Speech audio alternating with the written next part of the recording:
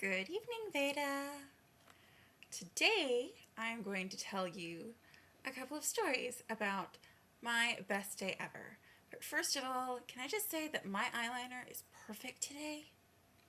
It's beautiful. This was amazing.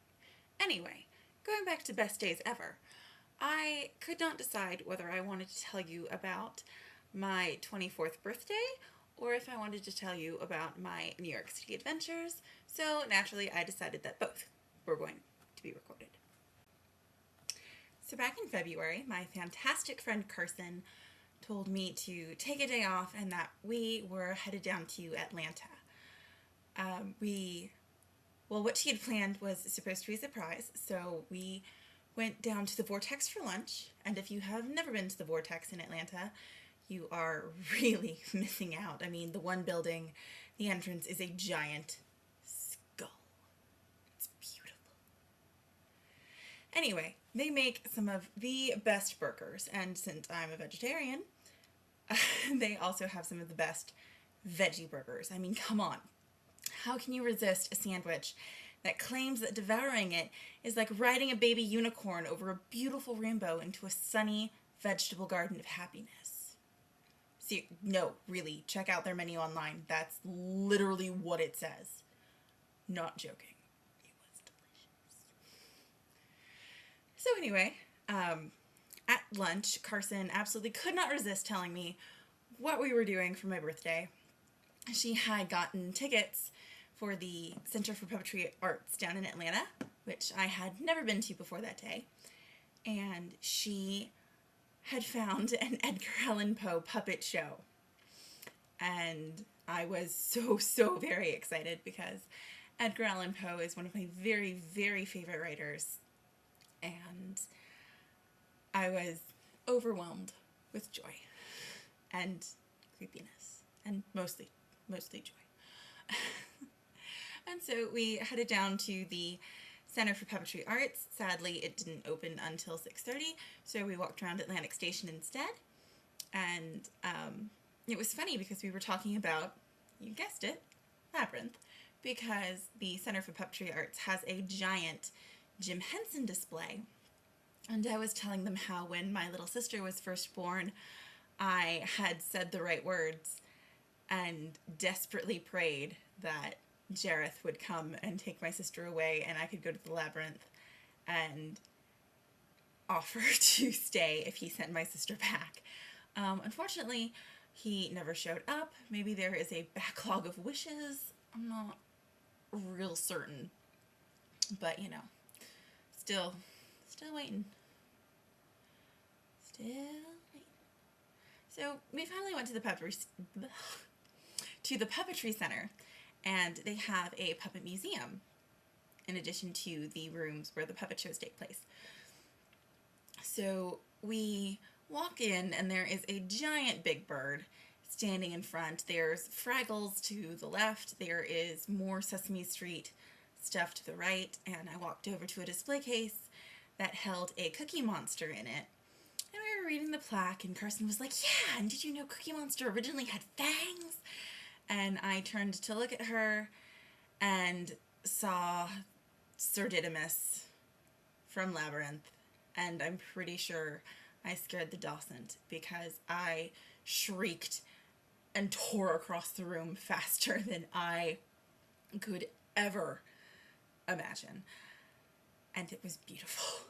They had Sir Didymus, they had the red and blue door guards, they had one of the knockers, they had a tunnel full of the latex hands that catch Sarah. They had concept art, and I lost my mind. I'm not even sure what else was in that exhibit because I went back to that room like 17 times just to stare and gawk and go. Because, like the door guards alone were taller than me. And just, wow. So, beyond that, we actually went to the puppet show, and the puppet show was absolutely amazing. It was one of the coolest things that I have ever seen. And I wish that I could tell you more about it, but I can't. I mean, they did They did the Black Cat, they did the Raven, they did the Cask of Amontillado, they did the Mask of the Red Death, they did the Bells. Love the Bells. They did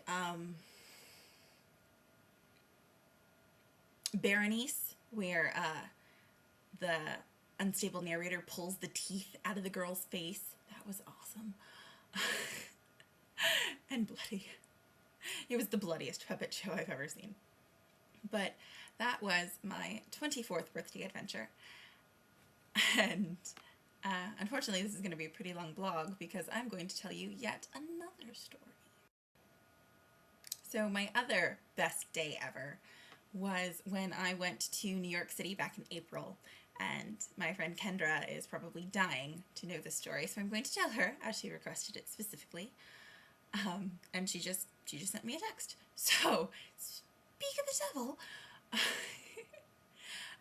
I went to New York City, and ever since I learned about Sleep No More, I have been absolutely dying to go. It's an interactive theater production. It's kind of like 1920s Macbeth, but everyone is absolutely silent, and it's very balletic, and I can't even actually describe it to you because it's just so amazing. But I went with Francine, whom I was staying with, and we checked our bag and we walked up the stairs into the 1920s speakeasy, and he called our cards and we got our masks and we went into the elevator, and I will never forget, as long as I live, the first 5 minutes I was in Sleep No More. It was kind of like one of those out-of-body experiences. I was wearing my mask, I was wearing my favorite black lacy dress, which you will see on whichever day Dress Up and Vlog Day is. I think it's next Saturday, actually. And yeah, the elevator guy was telling us all of the rules. You can't speak. You are free to touch anything you want. You are free to rifle through anything you want. You are free to do whatever you want. Do not speak and do not remove your mask. And the last thing he said to us before the elevator stopped was, "Fortune favors the bold. Everyone out."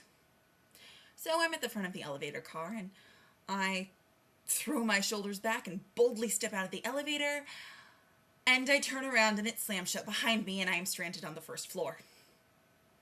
I walk down the short hallway to the first room, and it's a freaking child's ward with straitjackets and beds and medical charts. And beyond that is a room full of bathtubs filled with floating clothing. And needless to say, I was absolutely freaked out and terrified. So I wandered Sleep No More all by myself, and I could spend another 6 hours telling you about how amazing it is, but I won't, because I think that you need to go and explore it for yourself. Just know that you have the freedom to do anything you want, and what choice you make determines how you experience Sleep No More. There are over 100 rooms. I know I didn't get to see even half of them in the 3 hours that you're allotted to wander around. And it's just an absolutely amazing, amazing thing to experience. Like, I left Sleep No More, and it was one of those things that you walk out feeling altered. And I was changed, and it was absolutely amazing. And actually, I ended up writing a short story about my experience at Sleep No More. It is called Fortune Favors, and maybe one day you will get to read it, or I will read it to you. I'm not entirely certain which will happen.